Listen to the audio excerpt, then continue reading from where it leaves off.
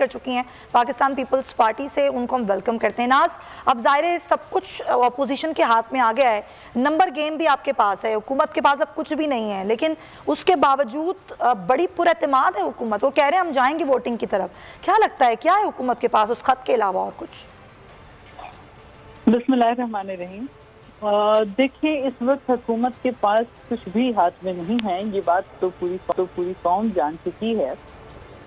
हालात ये है कि हुकूमत अपने जिन इत्तेहादियों के सहारे ये हुकूमत चला रही थी, वो तमाम इत्तेहादियों ने स्पीकर साहब को भी दरख्वास्त दे दी है कि अब उनको फिलहाल अपोजिशन की नशिस्त में ही बिठा दिया जाए, ताकि जब इलेक्शन होंगे फिर दोबारा वो हमारे साथ इंशाल्लाह ट्रेजरी बेंचेस पे चले जाएंगे जब वोटिंग होगी।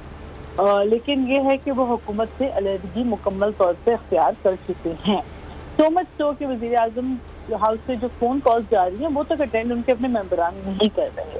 तो हुकूमत का ये कहना है कि जी हाँ वोटिंग करवा लें, ठीक है। ये जो एक इनको शायद जो कभी कहते हैं जी हम लाख बंदा खड़ा कर देंगे पार्लियामेंट के बाहर, कभी हम ये जो दंगा फसाद की जो ये बातें कर रहे हैं, इसके अलावा इनके और तो वो भी आजमा लें, वो हर बार भी आजमा लें। इनको जो कुछ करना, दे आर इन पावर ना, वो तो इक़्तिदार में है, वो तो कुछ भी कर सकते हैं। लेकिन आज ऐसी बेबस हुकूमत मैंने कभी नहीं देखी कि आप इक़्तिदार में हैं और आपसे कोई बात करना नहीं तैयार। खुद हुकूमती कैंडिडेट जो कि पीटीआई के टिकट के ऊपर इलेक्शन लड़े, वो तक कहते हैं कि हमें बात ही नहीं करना, हमारे मसाइल हल नहीं हुए 30 साल, हमारी सुनी नहीं गई। तो बात यह है कि इस महज पे इस हुकूमत ने अपने आप को खुद ही पहुंचाया है। अगर ये अपने इत्तेहादियों की बात वक्त से सुनते, अगर ये ऑपोजिशन की जो जायज क्रिटिसिज्म थी, जो हकीकत पे हम जो बातें करते थे, हम जो इनको रियलिटी चेक की बातें करते थे, वो ये तब हमारी बात नहीं सुनते थे और सिर्फ गालियां, इंतकाम, इसके अलावा 3.5 साल इस हुकूमत ने अपना टाइम वेस्ट किया। कोई इन्होंने जो है वो कंस्ट्रक्टिव क्रिटिसिज्म तक बर्दाश्त नहीं की। तो मैं समझती हूँ कि अब ये बोल दें, इनके जो 2-3 दर्जन स्पोक्स पर्सन थे जो कि अब 2-3 हो गए हैं, वो उन्होंने जो बोलना है वो बोले, हमें कोई नहीं परवाह। ना हम इनसे कोई बहस करना चाहते हैं, ना हम इनसे उलझना चाहते हैं। हमें पता है कि हमारे पास नंबर्स हैं और हम जो डेमोक्रेटिक तरीका अपना रहे हैं, कोई गैर जमहूरी तरीका हम नहीं अपना रहे। हम नहीं कह रहे कि हम सड़कों पे 10 लाख बंदा या लाख बंदा या 10,000 बंदा लेकर झुट्टा बना के वहाँ पे हमलावर हो जाएंगे। हम ऐसी कोई गैर जमहूरी बात ही नहीं कर रहे। हम सिंपल बात नो कॉन्फिडेंस के ऊपर कर रहे हैं। ये हमारा जमहूरी हक है, ये आईन पाकिस्तान हमें इसकी इजाजत देता है। हम उसके ऐन मुताबिक वोटिंग के लिए जो है वो तैयार है। आज ये कहते हैं हम आज तैयार हैं, कल ये कहते हैं कल हम तैयार हैं वोटिंग के लिए, परसों ये कहते हैं हम परसों तैयार हैं। लेकिन जो नंबर ऑफ डेज है जिसके अंदर आईन इनको पाबंद करता है, जिनके अंदर रूल्स इनको पाबंद करता है कि इतने दिन में वोटिंग होनी चाहिए, उतने दिनों के अंदर अंदर इनको वोटिंग करनी पड़ेगी। और फिर उसके बाद आप भी देखिएगा, हम भी देखेंगे, क्योंकि जो मुझे नजर आ रहा है, जो मैं देख रही हूँ, वो तो मैं यही देख रही हूँ कि हमारे पास अपने नंबर्स पूरे हैं। जाहिर देखिए वो तो बहुत क्लियर हो गया है ना नाज कि नंबर्स आप लोगों के पास पूरे हैं। अब उसके बाद का क्या प्लान है आपका? क्योंकि फिलहाल तो जाहिर शहबाज शरीफ होंगे वजीर आजम, उसके बाद अपोजिशन किस तरह आगे लेके बढ़ेगी? 6 माह में इलेक्शन होंगे या पूरा ही 1.5 साल दिया जाएगा? किस तरीके से स्ट्रेटजी होगी? आवाम को रिलीफ कैसे दिया जाएगा? इसकी क्या प्लानिंग कर रहे हैं आप लोग? जी देखिए, बुनियादी बात आवाम को रिलीफ देने की जो बात आप कर रही हैं, एब्सोल्युटली यही हमारा प्राइम एजेंडा है। जो हमारा मेन बुनियादी जो नुक्ता है वो यही है कि हमने आवाम को कैसे रिलीफ देना है और आवाम को इस महंगाई की सुनामी से कैसे बाहर निकालना है, मुल्क को कैसे राइट डायरेक्शन के अंदर लेकर जाना है। तो ऐसी सूरत हाल के अंदर जो मुत्तहिदा अपोजिशन है उसने जो फैसला इस वक्त किया है, ये स्टेप बाय स्टेप हमारे जो भी फैसले हो रहे हैं, ये मुत्तफिका तौर पर बहुत ही सोच समझ कर फैसले किए जा रहे हैं। और मुझे ये यकीन है कि इंशाअल्लाह ताला ये जो मुत्तहिदा अपोजिशन है ये अवाम को मायूस नहीं करेगी। और मैं आपको ये भी बता दूं कि हम इस मुआशी दिवालियों से बाहर निकलने के लिए अपनी तैयारियां अभी से कर बैठे हैं। हमारी अपनी हिकमत अमली, अपनी प्लानिंग है। इस हुकूमत का मसला यही था, इनका तो अलमिया यही था कि इनके पास कोई पॉलिसी नहीं थी, कोई विजन नहीं था इकॉनमी का। कभी तो कभी इनको पीपल्स पार्टी के शौकत तरीन मिले, तो कभी इनको पीपल्स पार्टी के हफीज शेख साहब मिले। कौन इनका अपना फाइनेंस मिनिस्टर? असद उमर साहब तो 6 महीने भी उन्होंने नहीं चला पाए, वो तो नाकाम होकर फेल होकर बैठ गए। तो इनकी क्या विजन था, क्या पॉलिसी थी, क्या डायरेक्शन थी? को डायरेक्शन लेस हुकूमत चल रही थी। The base of a democratic government is that how they run their economy. वो अपनी एक मईशत को कैसे चला रहे हैं। चले वो तो फेल हो गए ना, बजाहिर कि वो नहीं चला पाए, लेकिन इंटरनेशनली जो सूरत हाल है इस इकोनॉमी की, आप लोगों के पास क्या प्लान है? अपना प्लान आप किस तरह लेके चलेंगे? इंटरनेशनल सूरत हाल जो इकोनॉमी की है उसमें मैं आपको ये बता दूं कि इस वक्त इस खत्ते के अंदर अगर आप देखें तो पूरे रीजन में इवन अफगानिस्तान और बांग्लादेश जो है they are doing better than us. इस वक्त उनकी ग्रोथ हमसे ज्यादा है, उनकी जीडीपी हमसे बेहतर है, उधर इन्फ्लेशन हमसे कम है, हमारी इन्फ्लेशन खत्ते में सबसे ज्यादा है।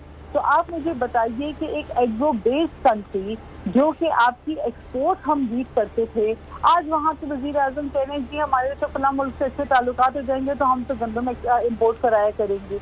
खुदा के वास्ते आप अपने किसान को खुश रखें।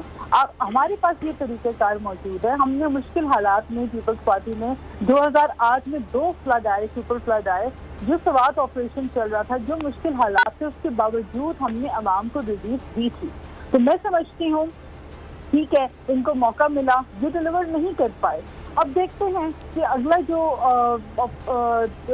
अगली हुकूमत बनेगी वो किस तरह डिलीवर करती है। तो आई थिंक अभी it's too early to predict कि आगे 6 महीने में मज़ीद। ठीक है, चलें। अच्छा, अभी की बात कर लेते हैं, बड़ा इंपॉर्टेंट मेरा आपसे सवाल है, क्योंकि अभी ज़ाहिर वो ख़त जिसका जिक्र बार बार किया जा रहा है, ये भी कहा इमरान खान ने कि भुट्टो की तरह की साजिश की जा रही है, जिस तरह पहले भुट्टो के लिए साजिश की गई थी, और आज यानी कि वो ये चाह रहे हैं कि ये जो ख़त है ये दिखाया जाए। मगर असद कैसे साहब कह रहे हैं कि अगर अपोजिशन अरकान मानेंगे तो फिर हम इसको लेकर आएंगे पार्लिमानी कमेटी में और इन कैमरा दिखाएंगे इसको। तो क्या अपोजिशन समझती है कि बिल्कुल उनको ये ख़त दिखाया जाना चाहिए?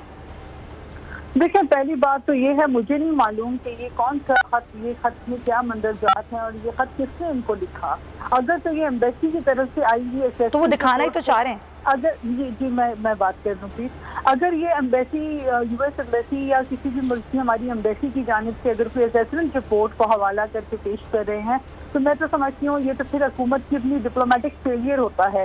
हुकूमत को हमेशा अपनी डिप्लोमेटिक फ्रंट के ऊपर अपनी पोजीशन जो है वो इतनी बेहतर अंदाज में उसको एडवोकेसी करनी होती है कि दुनिया आपकी बात के ऊपर बावर करे, यकीन करे और आपकी बात को समझे, आपकी पोजीशन को समझे। दूसरी बात यह है कि मुझे नहीं पता ये खत किसने लिखा और इस खत के अंदर क्या है, लिहाजा मैं इस खत के ऊपर बहस नहीं करना चाहती। लेकिन आप मैं सिर्फ ये कहना चाह रही हूँ कि ये जो अदम एतमाद की बात को मंसूब किया जा रहा है खत के साथ, मैं सिर्फ ये याद दहानी के लिए कहना चाहती हूँ कि अदम एतमाद की बात 8 या 7 मार्च से शुरू नहीं हुई। अदम एतमाद की बात तो गुज़श्ता साल से शुरू हो रही है।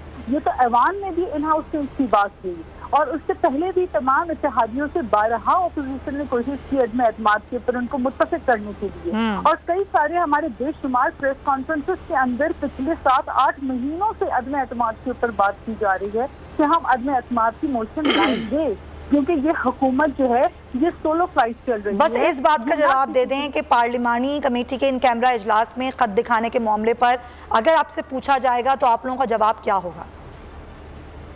नहीं, देखिए, ये तो अपोजिशन की जो हमारी मुत्तहिदा अपोजिशन है, they will definitely sit and decide.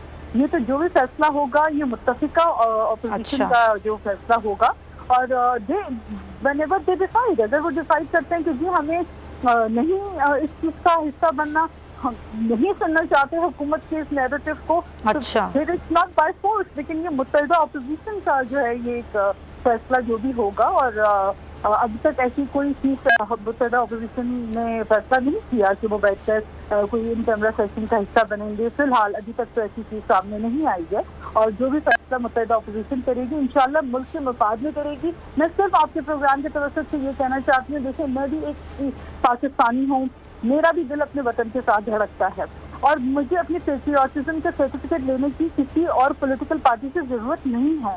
हम सब मुहिब्बे वतन पाकिस्तानी हैं। पाकिस्तान सदा सलामत रहे, पाकिस्तान है तो हम हैं। हम अपने इन्हीं पाकिस्तान के अपनी आवाम से वोट लेकर ऐवानों में आए हुए हैं। कल हम यहाँ पे हम सोसाइटी बेंचेस पे होंगे, पीटीआई ऑपोजिशन में होगी, तो क्या उनको क्या कोई लेबल कर दे कि वो किसी बैरून मुल्क एजेंडा पे चल रहे हैं तो उनको कैसा महसूस होगा? मेरा ख्याल है कि ये लेबलाइज करना छोड़ दें एक दूसरे को गद्दार गद्दार कहना छोड़ दें। अच्छा, हम सब मुहिब वतन पाकिस्तानी हैं, हम सब का ये यकीन है कि पाकिस्तान जो है वो तरक्की करेगा, तो हम सब तरक्की करेंगे। जी खावर कुछ पूछना चाह रहे हैं? नाज बलोच साहिबा एक सवाल, जी नाज बलोच साहिबा आपसे एक सवाल करना चाह रहा हूँ कि जब ये मुतहदा अपोजिशन ने एक लाहे अमल तरतीब दिया था अदम एतमाद के हवाले से, तो चीज़ें ये तय पाई थी कि पंजाब के अंदर मुस्लिम लीग काफ के वज़ीर आला होंगे, जो कि ना मुस्लिम लीग नून के होंगे ना पीपल्स पार्टी के होंगे, एक तीसरी जमात के होंगे। मगर सूरत हाल तब्दील हो गई और काफ लीग ने जो है वो हुकूमती धड़ा ज्वाइन कर लिया। अब आप पीपल्स पार्टी इसको किस तरह से देखती है? 165 नशिस्तें हैं मुस्लिम लीग नून की पंजाब के अंदर और 7 हैं सिर्फ पीपल्स पार्टी के पास। अगर वफाक में भी वज़ीर आज़म जो शहबाज शरीफ आ रहे हैं मुस्लिम लीग नून से और सूबे में भी वज़ीर आला मुस्लिम लीग नून के हमजा शहबाज आएंगे, तो किस तरह से पीपल्स पार्टी इस अमल को देखती है या इसके हवाले से क्या प्लान मुरतब किया गया है? देखिए, बात यह है कि इस वक्त आपको ये भी पता है कि सिंध में हुकूमत पाकिस्तान पीपल्स पार्टी की है और पीपल्स पार्टी ने वफाक में जो मुत्तहिदा अपोजिशन के अंदर अपना किरदार अदा किया है वो बहुत मायने खेज किरदार है, वो किसी सेल्फ इंटरेस्ट के ऊपर मबनी नहीं है। और इस वक्त की जो सूरत हाल है आपको पता है, वफाक में एक मेजॉरिटी पॉलिटिकल पार्टी के तौर पे इस वक्त PMLN के पास जो तादाद है, जो नंबर्स हैं, वो डेफिनेटली तमाम पॉलिटिकल पार्टी से इस वक्त ज़्यादा है। लिहाजा उनके साथ मिलकर जो ये हिकमत अमली तरतीब दी गई है, जो ये जिस तरह से मुत्तहिदा अपोजिशन ने फैसले किए हैं वो बहुत सोच समझ के किए हैं और largest interest of the country किए हैं, ये अपने ज़ाती मफाद में नहीं है। तो इसमें हमें ये लालच नहीं है कि हमें कितनी वजारतें मिलेंगी या किसको क्या वजारत मिलेगी। हमें ये जो है हमारी सोच है, हमारी ये हिकमत अमली है कि हम आवाम को रिलीफ देने के लिए इस हुकूमत से पहले किस तरह की जान छुड़ाएंगे। और फॉर दैट ये creating strategy. I think Punjab की जो बात है तो पंजाब में भी डेफिनेटली नंबर गेम मैटर करता है। जिस पॉलिटिकल पार्टी की ज़्यादा तादाद में नंबर होती है, जिनकी अक्सरियत होती है, बहरहाल उनका हक बनता है कि वो हुकूमत फॉर्मुलेट करे वहाँ पे। लेकिन जो भी मामलात होंगे वो इंशाअल्लाह ताला एक इत्तेफाक के साथ, कंसेंसस के साथ कर पाएंगे और जो भी होगा इंशाअल्लाह पंजाब की हुकूमत की जो आप बात करें, इंशाअल्लाह पंजाब के लोगों के हक में बेहतर होगा, पाकिस्तान के हक में बेहतर होगा। ठीक है, बहुत शुक्रिया आपका। नाज बलोच साहिबा पाकिस्तान पीपल्स पार्टी से हमारे साथ मौजूद थी। सब्सक्राइब करें और बेल दबाएं ताकि कोई खबर रह न जाए।